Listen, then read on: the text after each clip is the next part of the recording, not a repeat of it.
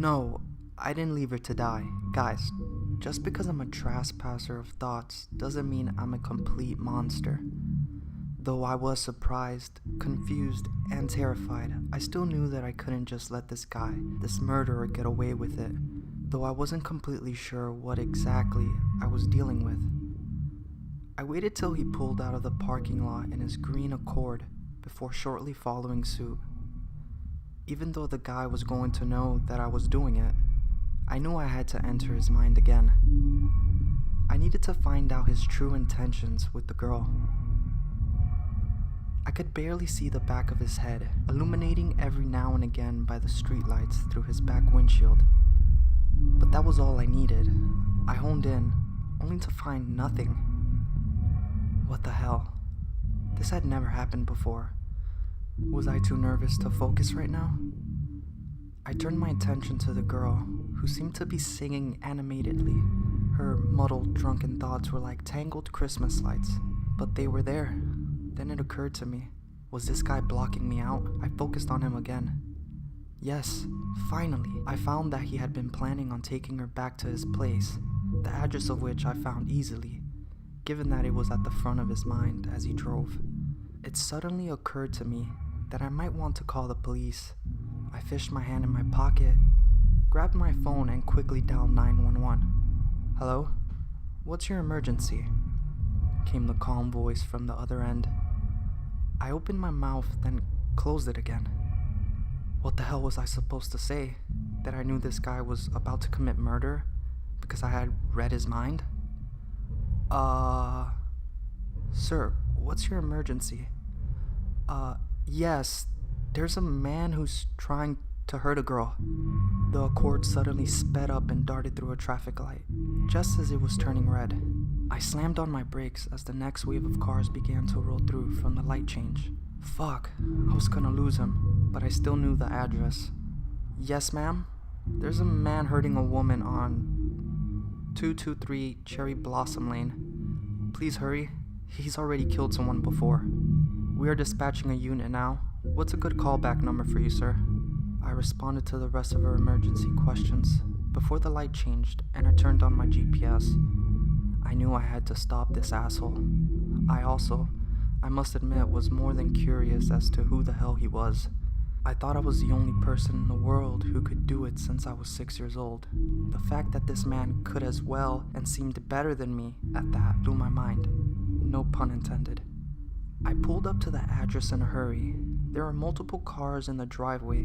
Adrenaline was surging through me as I hopped out of the car and made my way to the porch. I glanced to my left at the cars in the driveway. None of them were Hondas. I felt a sinking feeling in my gut as the front door to the house flew open.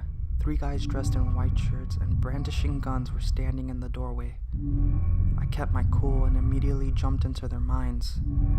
I wasn't welcome here. That much was very clear. These were drug dealers and distributors of illegal weapons, and these guys weren't going to think twice about ending my life. Who the fuck are you? One of them spat, his pistol aimed right at my forehead. I had to play it smart. 2 of them were already thinking about grabbing me and taking me inside. Hey, my bad, man. I'm looking for my friend's house. We're having a party tonight. I must have gotten the address mixed up. You know what? One of the guys stepped forward, his gun at the ready.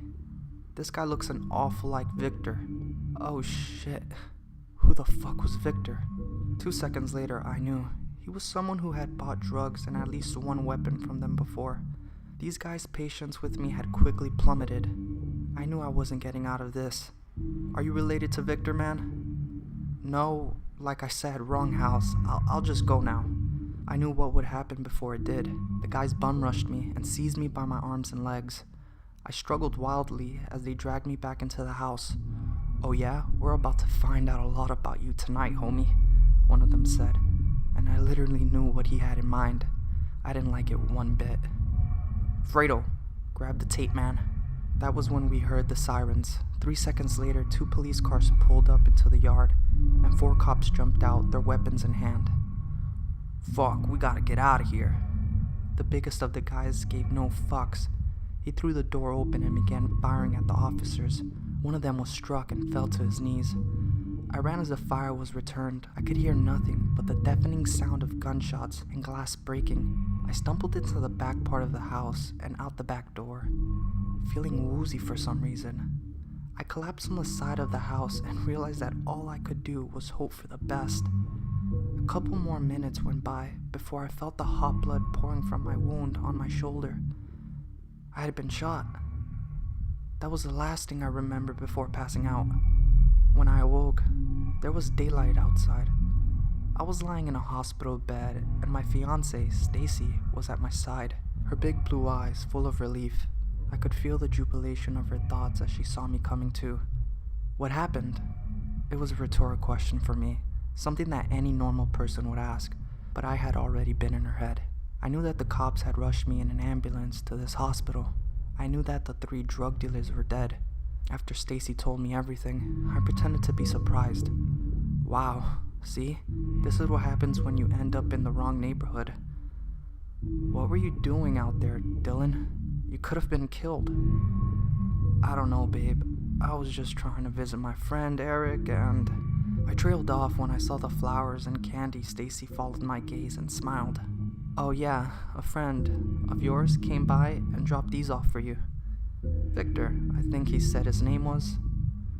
He said he wants to do dinner tonight and that you should call him, if they let you go, anyway. I felt numb as I reached out and picked up the note that had been left behind on the flowers. See you tonight at Jack's Burger House. Keeping you in my thoughts, Dylan.